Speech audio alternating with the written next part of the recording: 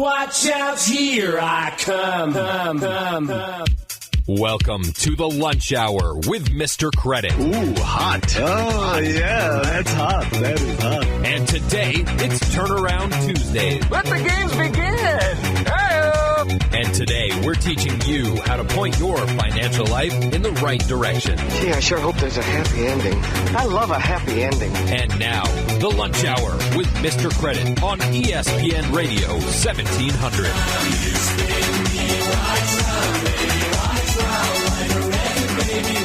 All right, welcome to another fine Turnaround Tuesday here on the Mr. Credit Lunch Hour, your lunch hour, where we guarantee to make you smarter than everyone else. My name is Dan Osgood, sitting in for Mr. Credit.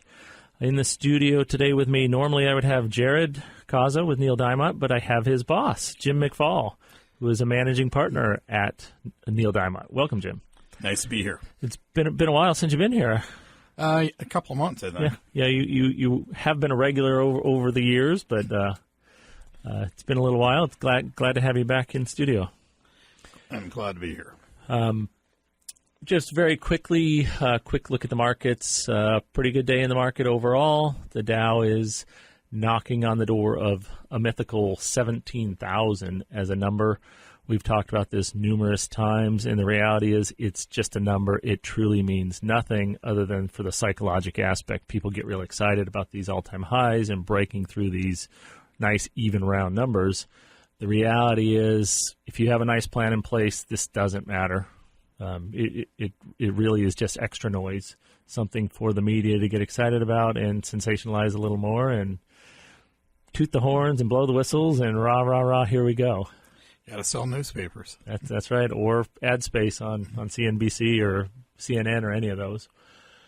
So, again, I would proceed with caution as we hit these all-time highs. The further up we go, the probably closer we get to a point where the market will turn around. Just as a natural part of the market is, there will be a correction at some point. So just be cautious. Let's see. The great General Motors experiment. News story I saw this morning. GM is recalling an additional 8.4 million cars for a key flaw linked to 3 deaths. So very small number of deaths, not like the previous recalls where it seems like every week they're recalling another multiple million number of cars. So this can be troubling. I would have to say I'm a little bit tired of seeing this. I saw a column about a week ago where it appears that this whole GM experiment is proving to be a failure. The whole too big to fail and bailing them out because we couldn't allow that economically. With everything that's coming out now, it appears that this company should have been allowed to go by the wayside and follow the free market. Good companies survive, bad companies don't. The reality is they wouldn't have gone out of business. They would have gone into bankruptcy. They would have come out the other side and still been in business in most likely scenario. But it sure seems like with the bad business practices that they've been displaying over the last few years, it sure looks like this company should have been allowed to go away. Well, I wasn't a big fan of the bailout. I thought it was odd that you had a well-run company, Ford, that saw the problems coming, took a lot of defensive measures, and therefore didn't need to borrow money from the government, didn't need a bailout. And in some ways they were penalized because they didn't get the cheap money that the other companies did. Right. I absolutely agree with that, and that's the whole free market philosophy. If you do good business, or if you're just able to adjust, which Ford did, they saw the writing on the wall and made changes that if they wouldn't have, they would have been in the same boat GM was. And they were in a financially good position at the point that they started bailing out. And that's almost an unfair practice to help someone's competitor that's struggling and should be going out of business that should benefit Ford. Ford should be sitting high and mighty right now. And you have to wonder if all these bailout or the recalls rather are at least in part due to the failure to change their management practices like the other companies have. I noticed that GM sales are up 1%, which sounds good. it's a very different scenario. Chryslers are up much more. Chrysler, of course, was bought out by Fiat, which seems to be pretty well-run. Or is it Mercedes bought them a few years ago, but then they unloaded them, right? Yeah, I think Fiat now has them, but I could be mistaken about that. But the point is they were bought out as part of the free market, and they're better managed than they used to be. Right, and that's a big key component to a good, successful company is the management being able to adjust and manage according to current conditions. And Ford was clearly doing that and following the old business model that you have to be stronger to survive, and ultimately are penalized here. And again, here's more news: another 8.4 million cars being, and this goes clear back to like 1998, 1999 cars. Which you have to wonder how many of those are even on the road now, and they're going to be recalling them. So we'll see how that plays out. I'm guessing it's going to continue to get worse before it gets any better, but I could be wrong. Hopefully I am. So Jim, do you have an iPhone? No, actually, I use a Droid. Android. As well, I am. Although this could be a good thing for you. It appears there is a new app that's only available for Apple, but an Android version is coming. And this app won't be happy until you don't need to use it anymore. And I see this, and I've even heard of a whole new, almost an outbreak, an epidemic of sorts. And it's an addiction to these phones, to these smartphones. And literally, everywhere I go, everywhere I drive, every time I get to a stoplight, every car around me, you see them pulling out their phone and looking at it. Like, really, can things not wait until you get 2 more minutes down the road and get to where you're going? But apparently this app, and it is called Moment, and basically it'll pop up and say, you've spent 39 minutes on your phone today, or it'll give you that counter and kind of be your conscience sitting on your shoulder saying, what are you doing? You're spending too much time. And I'm assuming you can program it and say, alert me anytime I'm doing this for more than 5 minutes. I don't know, but seems like a pretty good idea. Well, I wouldn't need it because once I leave the office and get home, I put my phone in the charger and ignore it till the next morning. That's rare. Unfortunately, in our society now, you need to have instant access. When I started practicing 28 years ago, my firm had a rule. All phone calls had to be returned within 24 hours. All letters should be responded to within 24 hours. You would lose business now. I have clients that expect their calls to be returned and their emails to be returned within 2 hours. Wow. Which is difficult in my profession because sometimes you're in court. Right. Yeah, I was just going to ask, what happens in that case where you have all day court session? Well, the client will tell you, and I've actually heard people speaking in professional organizations and meetings where they'll have clients that will stand up and say, you need to respond during a break. You will get a break and you can respond. Even if the response is, I'm in court, I will get back to you.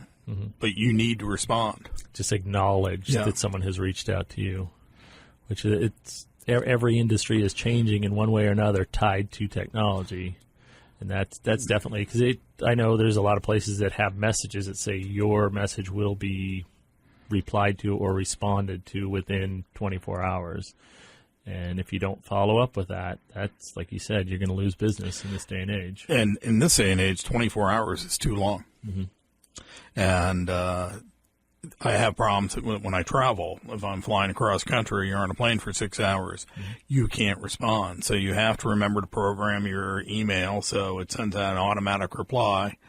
I will be traveling between noon and 6 o'clock. I'll get back to you as soon as I'm available. Yeah, which does seem a little silly, but right. But it probably is just enough for the people to know this is the reason you're not getting back to them. So basically you're telling me that if you need a few spare moments, you'll just program your email to respond and say, I'm traveling, I'll get back to you in 4 hours?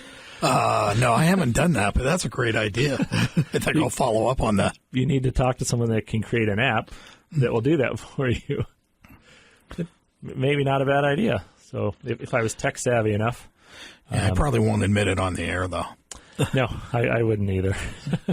But so if you are suffering from iPhone addiction or Android phone addiction, the app is called Moment. It's currently only available for iPhone, and it does say it's on the way for Android, but it doesn't indicate how soon. So I could see it being a very practical thing. I know my wife, tied to her work, is the same way you were talking about, where it's every 5 minutes she's looking at it, and it's all tied to, is she getting emails from work that she has to respond to for that same reason of clients are expecting almost immediate response.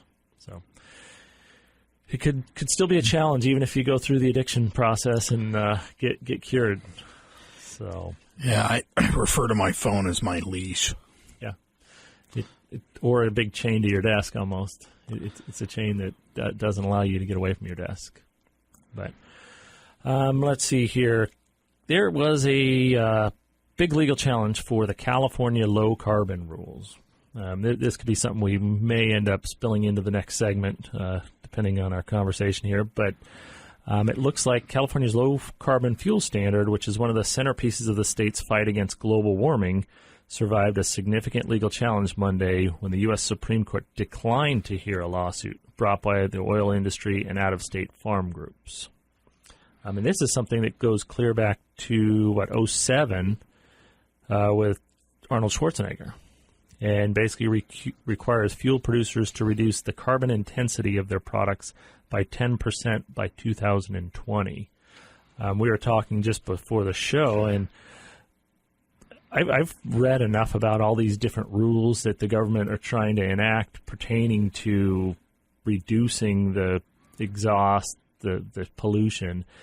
And the reality from what I'm reading is none of the efforts, none of the items that they've put in place are going to have any impact. Even though this says by 10%, that's going to have such an insignificant amount. It's virtually no different than doing nothing from this point forward. But what are your thoughts? Well, I'm certainly no environmental scientist, but I think in many ways the marketplace is going to outpace the changes anyway. We were talking about the development of shale oil and the byproduct of natural gas being extracted, and the U.S. is now becoming the largest natural gas producer in the world. When we shift to using natural gas more and more, which we are doing, you're going to reduce emissions. Right. And coal emissions are much higher, although I did recently read in Texas now they've got a pilot plant they're trying to get going that will use coal, but it uses it in a different way and reduces the emissions something ridiculous like 90%. Right, almost to zero emissions. I've heard about the technology. I was at a conference with a former president of Shell Oil, and that this could be a story for a different day. I think the marketplace usually outpaces the government anyway. Okay. So I would agree. Yeah. I am not against making moves like this. I think it makes a lot of sense, but it seems like the government-led initiatives are going to have such an insignificant impact that the business that is staying ahead of it and making their changes, I think that'll be much more impactful. I fully agree with that. And for the energy companies, it's a way to export business, right? Because we don't use coal as much as we used to, and we're using it less. But if you go to China is one of the biggest users of coal. It's like 60 or 70% of the world's coal they're using currently. And India also. Right. So, well, when we come back, we'll maybe continue on this, and then since we have the legal expert in studio today, we'll discuss the Supreme Court's Hobby Lobby ruling. You're listening to Your Lunch Hour, ESPN 1700, where we guarantee to make you smarter than everyone else.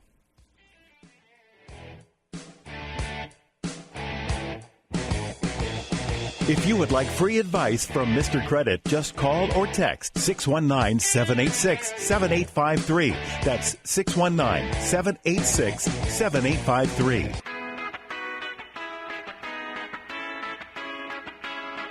Welcome back to the Lunch Hour with Mr. Credit. And today, it's Turnaround Tuesday on ESPN Radio 1700. Welcome back to your Lunch Hour.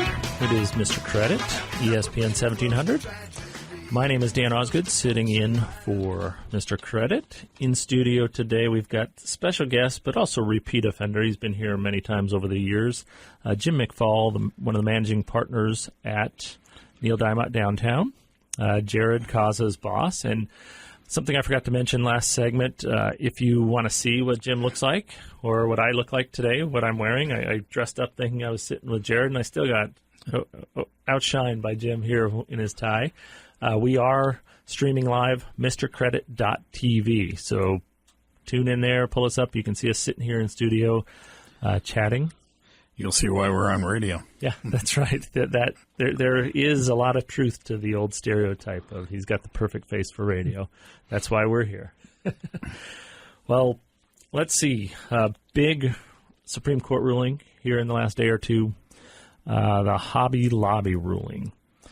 And basically, the ruling, it was a 5-4 vote, so looks like it was very tight, that companies may, on religious grounds, opt out of a federal requirement that companies provide contraception coverage for employees.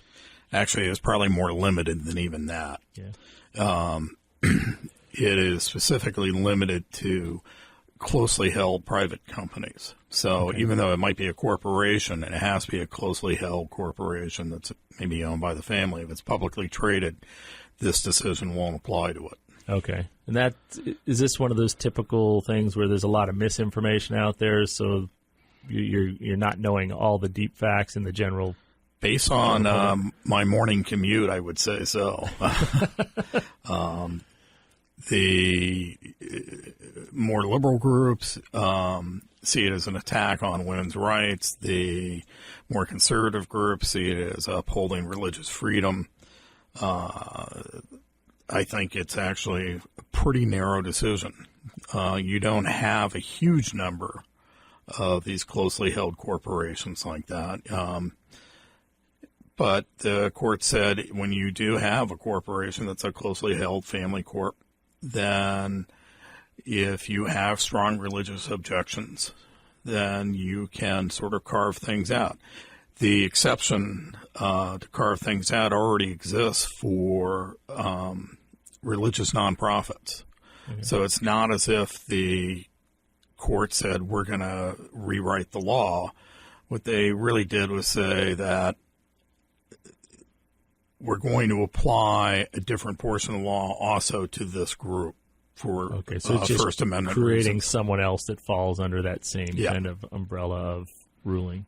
Because it was recognized when they wrote the law that if you had a religious nonprofit, they might have problems with certain issues. And I would also point out that the way the story has been reported, that it says you don't have to allow contraception. At least the case that was before the Supreme Court, they weren't trying to get rid of all coverage for contraception. They were trying to get rid of 4 out of 20 items that are mandated. Okay, so here's another one where it's just a blanket statement of contraception and it's not everything. I don't remember what all 4 were, but one was the morning after pill. Okay. The other one was IUDs. And I don't remember which the other 2 were, but the basic premise was these are a form of abortion and people that were opposed to abortion. So that really drags the religious views into the picture a lot more, especially in this case, but in most cases. Yeah, but both sides will use it as a rallying cry, and that's they'll politicize it more than it needs to be. You think? Well, for instance, one of the things that I heard on the radio is Obama's administration got slammed again. Well, they've lost quite a few lately, but a lot of the things they got slammed on or lost on weren't really even their policies. So, for instance, there was the recent holding that Massachusetts state law, I believe, but it was a state law that said you can't protest within so many feet of an abortion clinic. And when the Supreme Court struck that down based on the First Amendment, that was seen as a defeat for the Obama administration, which, although they supported the law, it was a state law. It wasn't even a federal law. Right. Yeah, well, I think as the president, you're always the hero and the scapegoat, depending on what the decisions are. I mean, it still cracks me up. Everyone wants to give Bill Clinton complete praise for the stock market booming during his time, and the reality is, if you look at it, he had minimal to nothing to do with it. It just was a natural function of the market where we were going into good economic times as he took office, and you can give him some credit because he didn't get in the way, but the reality is he gets all this credit, and he likes to carry that on his back all the time and say, look what I did, and it's the same way when the market goes bad, the president gets all the grief and the fingers pointed at him, and it's the same situation going on here. The president, if it's a policy they agree with, they're going to get. Yeah. Also, it amazes me that it's what people have very short memories. People look at the Reagan administration and think about those were good times, but they forget that in the early days of the administration, the first couple of years, they were very tough economic times. Oh, inflation was through the roof. And unemployment was high, and it was a bad time. Right. But it's like at the end of the day, if you have a really good thing happen at the end of the day, you go home and it was a good day. And if you have a bad thing happen the last 30 minutes, then it was a bad day. Right. You could have had the best day you've ever had, and then that one phone call that ruins your day, and that's all you remember. That's right. You can kind of equate it to golf. I'm not much of a golfer, but I played enough to know I could play a terrible round, but make that one really good shot, and it makes me forget the fact that if I took 100 strokes, 99 of them were awful. That 100th one was great. That's the only one I remember, and it makes me somewhat interested in going back and playing again. Yeah, well, I'm not a golfer because I never seem to get that one shot. You're still holding out for that one. Yeah. But it was that's why I'm only saying one per round. So that's 100 swings of my club, and only one worked out right. So the odds aren't really in my favor either. So, well. But it is interesting if you take a look at some of the articles, commentators. When I see commentators from some of the law schools talking who are looking at it, they say it's a fairly limited decision. Mm-hmm. When you see people talking about the decision who come from more politically aligned groups, they say it's a terrible decision or overreaching decision or it's a great decision. Yeah, there was an article in the Wall Street Journal that I noticed that basically is some of the responses. And there was a woman, Kristen Hawkins, president of Students for Life of America, and of course she was rah-rah behind this. Thankfully, the Supreme Court protected our basic First Amendment freedoms today, which, after what you've explained, it's not quite that clean as one would believe, but that's coming from someone that obviously is skewed wanting the decision to be in her favor. It was an interesting decision because it wasn't a foregone conclusion that they would rule the way they did.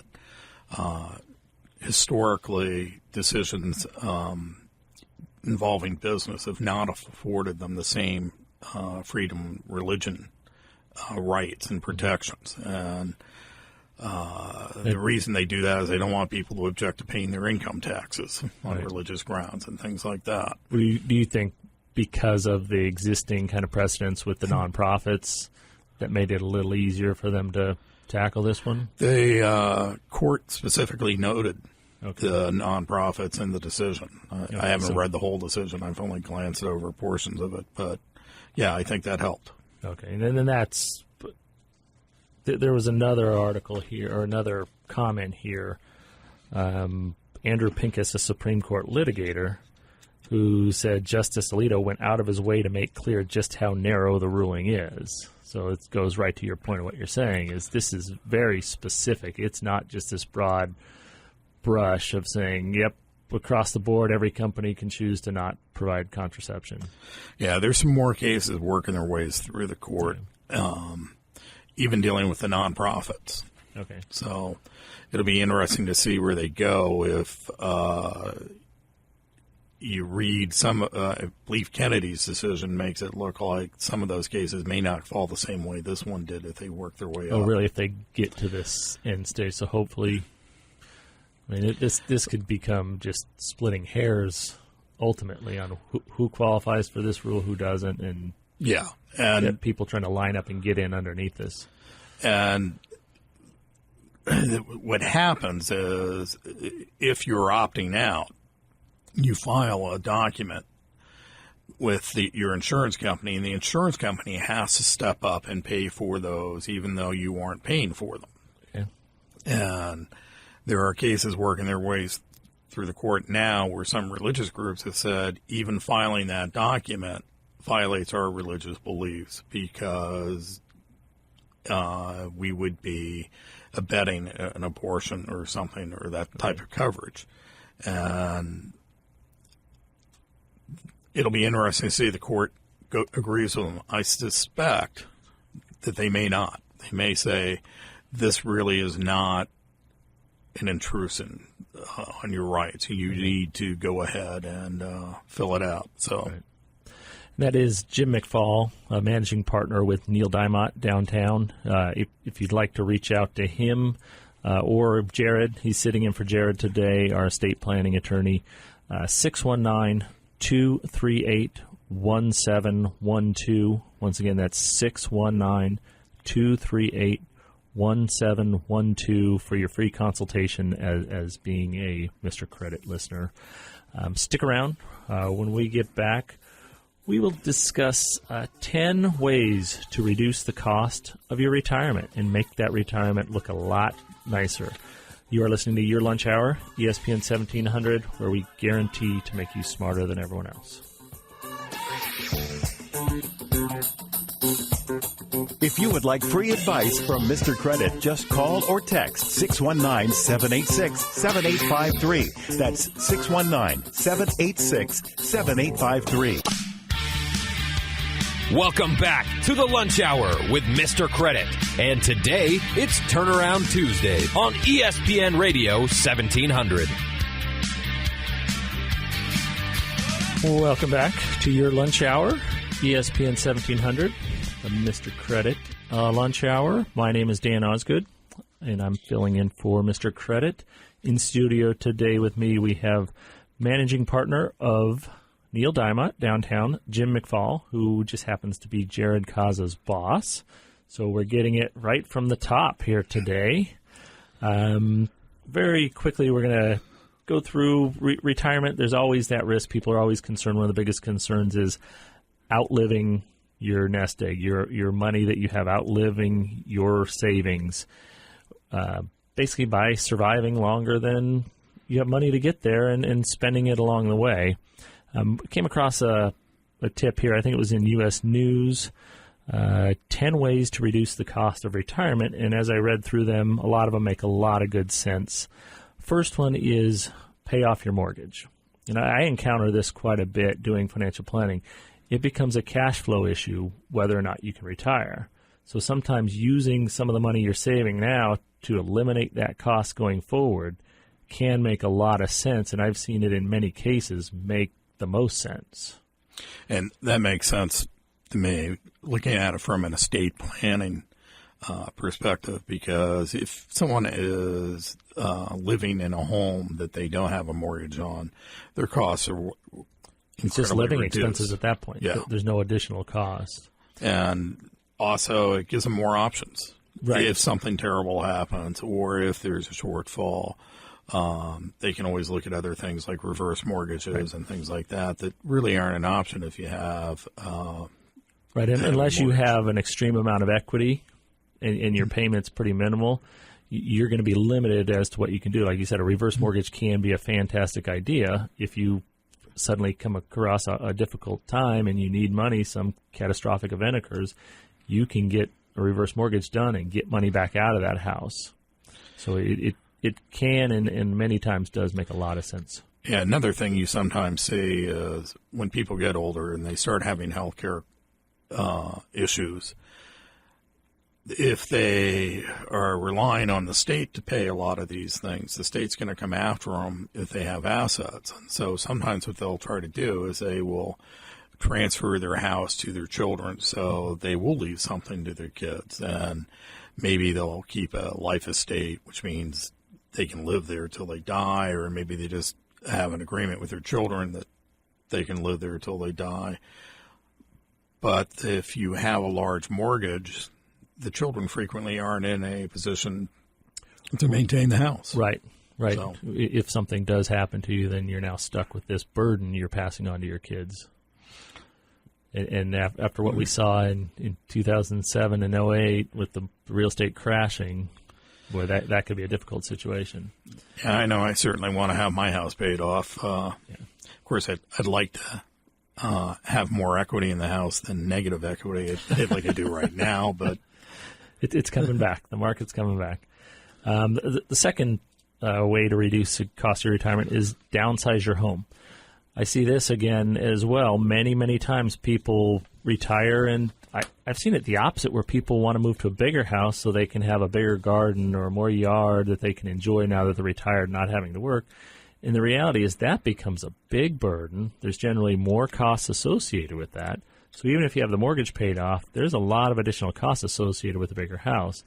And if you want to travel, it makes a lot of sense. Get a smaller place, move to something like a condo where you don't have to worry about the maintenance, and just use that as your home base and travel and really enjoy retirement. Although I would caution people about condominiums, one thing they forget about is they have homeowner fees, and you can have that with a house also, depending where you live. Right. And those things have a tendency to really creep up. And so if you're going to move into a place where you're going to have homeowner fees that you have to pay, I really suggest people look into what sort of reserve the association has and what their maintenance program is and things like that. Any big ticket items on the docket for the near future. The third topic here, move to an area with a lower cost of living.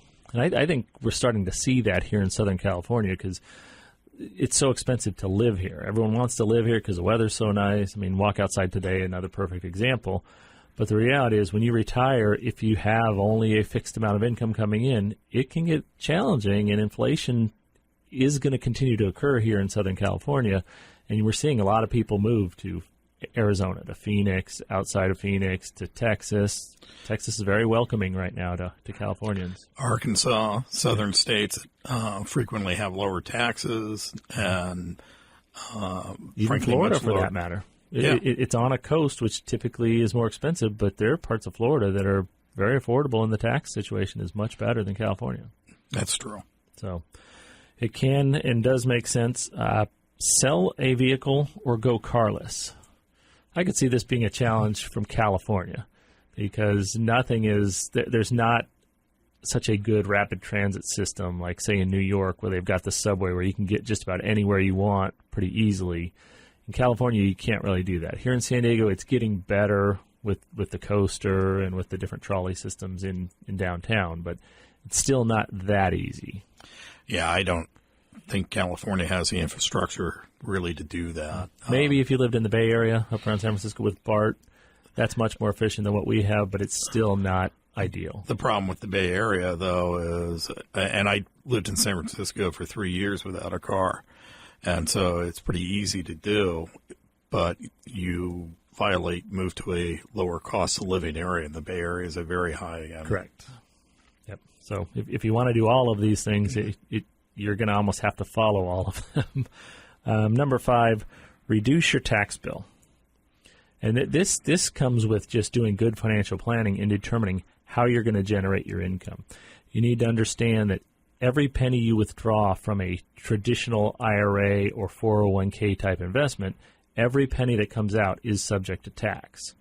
You can control how much tax you pay by limiting the amount you take from that. So I would recommend, if this is one of your concerns, that you sit with a good tax professional and really go through your situation and look at where all your assets are so you can determine what tax implications each account has on your situation, because you can control to some degree how much tax you pay when you retire based on where you're drawing that money from.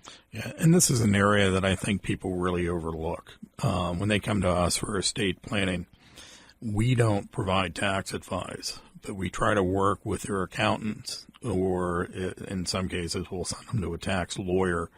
But frankly, in this area, accountants have usually a great grasp of what the issues are and can help you structure it so you do avoid a lot of penalties down the road. Right. And just understand that. And that's why there's a big push right now, people converting their traditional IRAs into Roth IRAs, because a Roth is different in that every penny you take out, provided you wait the right amount of time, every penny you take out is free from taxes whatsoever. So it can make sense to pay a little bit of tax now, knowing you have 10 or 20 more years to let that money grow, because that money will be tax-free, which, again, lowers that tax burden, which is very, very impactful for your ability to pay your bills. And also people may be not, it's going to be different for everybody, but some people may be in a better position to absorb that tax loss now than they're going to be down the road. Correct. When they're on a fixed income. Or even if you created one now, carry it forward.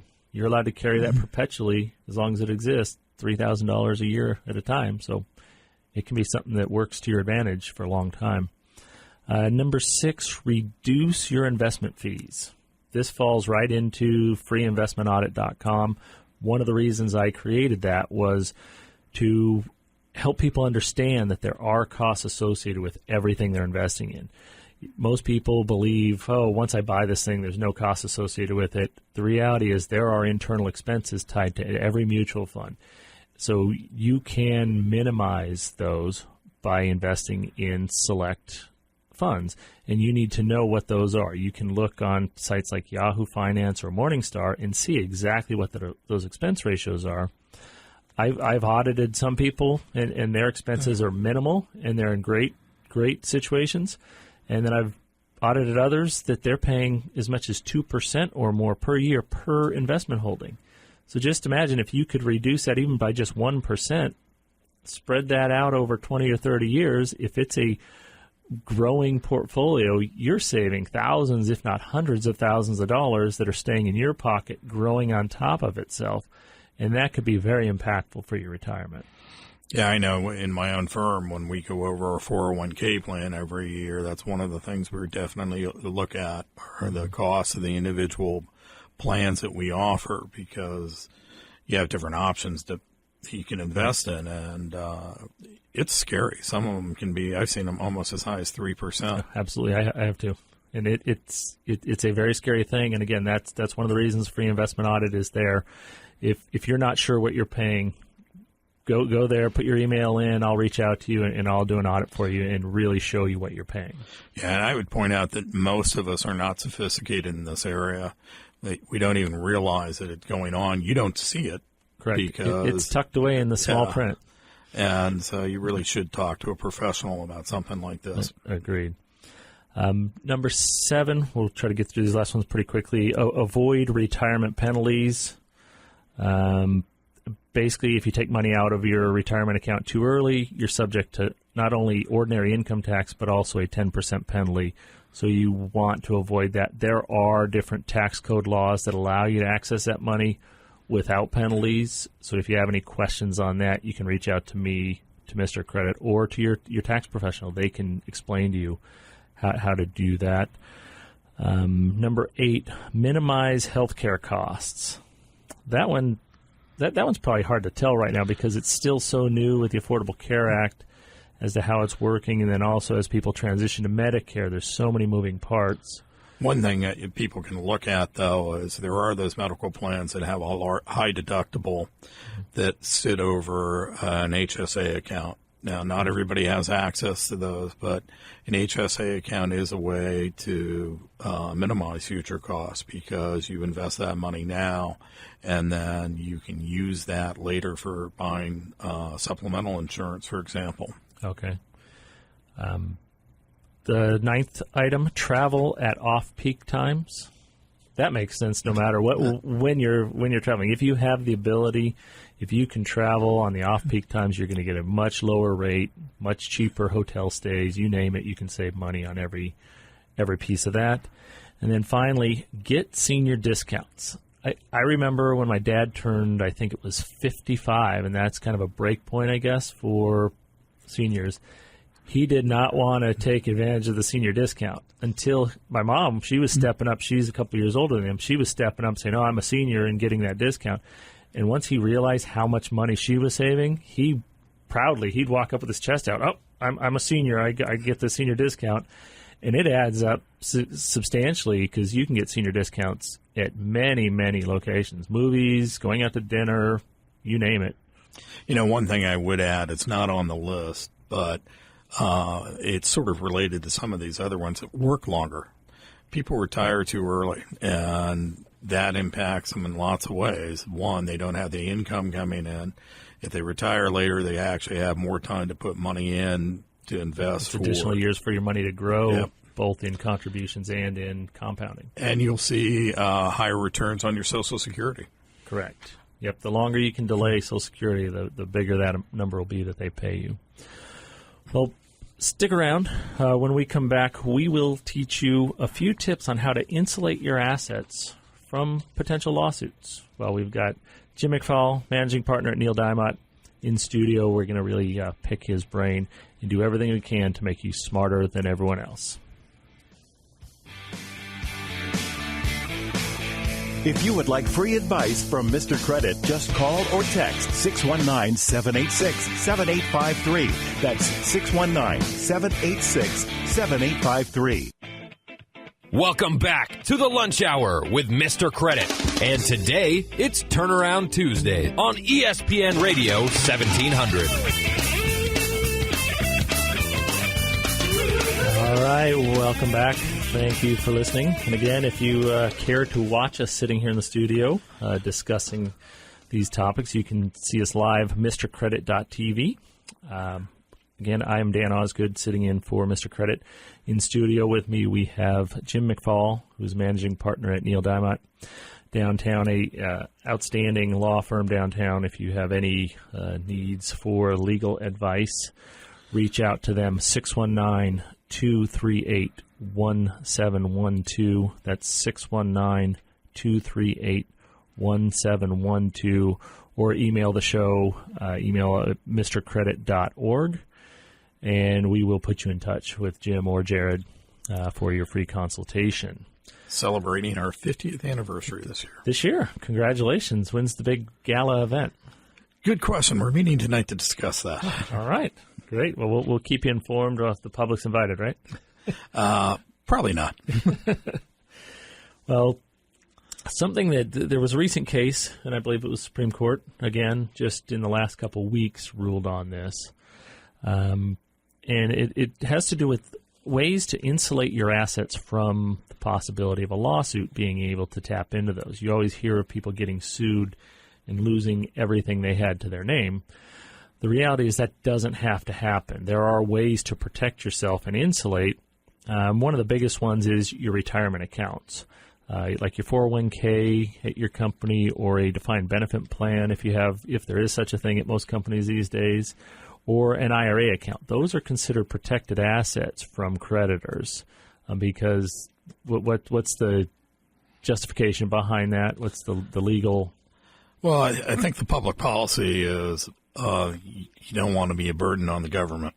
Okay. So they're trying to give you the ability to still have the right to retire.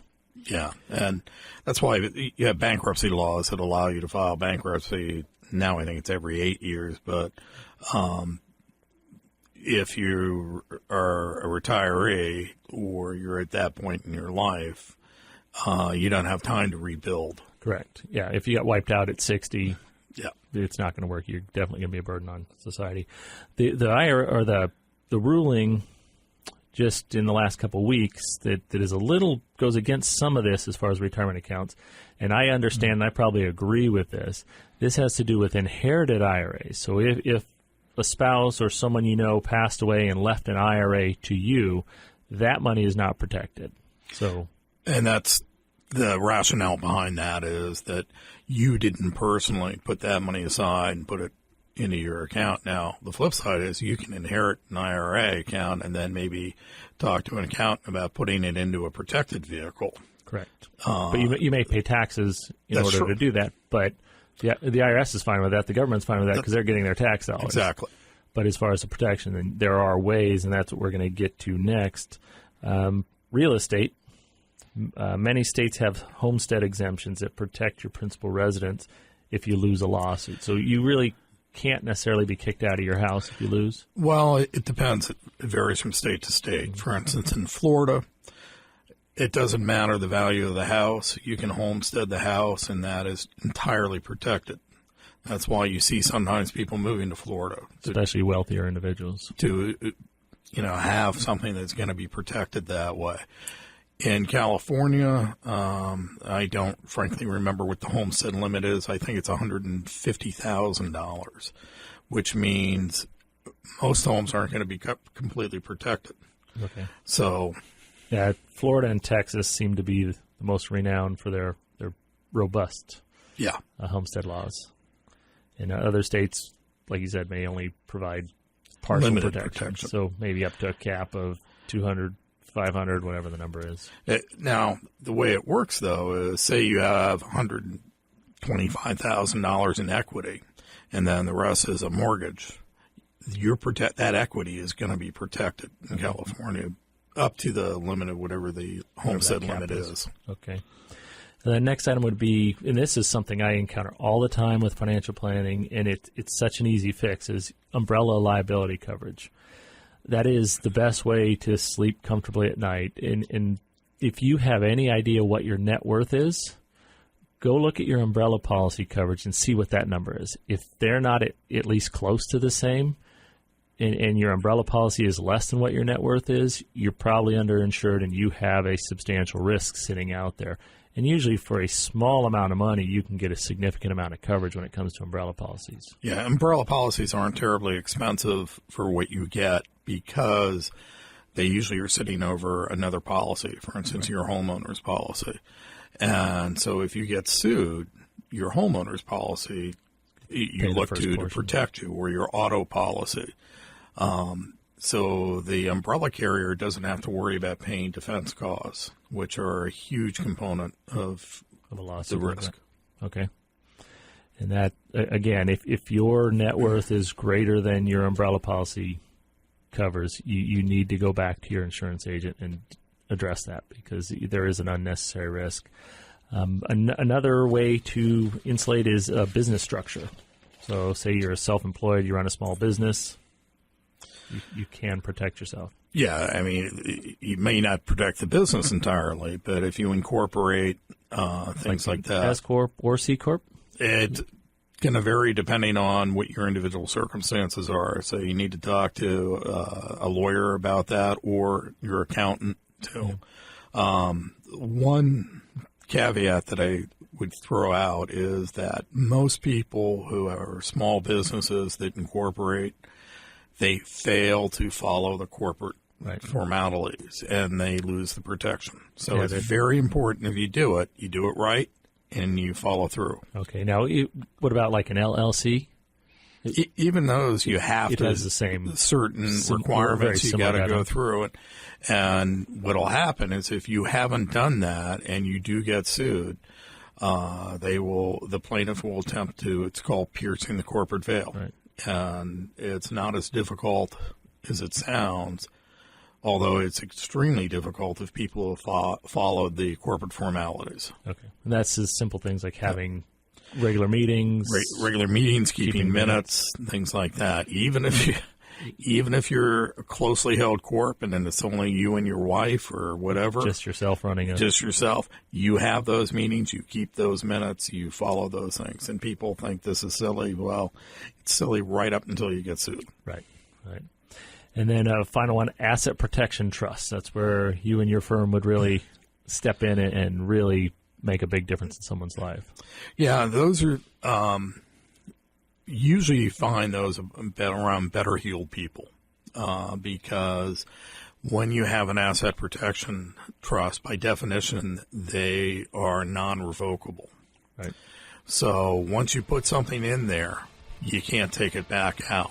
So you need to really put something in there that you aren't going to need. Okay. Great. Well, as you can tell, that about does it for us today. Jim, thank you very much. Pleasure being here again. For joining me. Always a good time when you're here. Wealth of knowledge. You can reach him at Neil Dimott, 619-238-1712, or reach out to Mr. Credit, and we'll put you in touch with Jim or Jared. You have been listening to Your Lunch Hour, Mr. Credit, ESPN 1700, where we guarantee to make you smarter than everyone else. If you would like to contact Mr. Credit or access any free offers mentioned on the show, just go to mrcredit.org. That's mrcredit.org.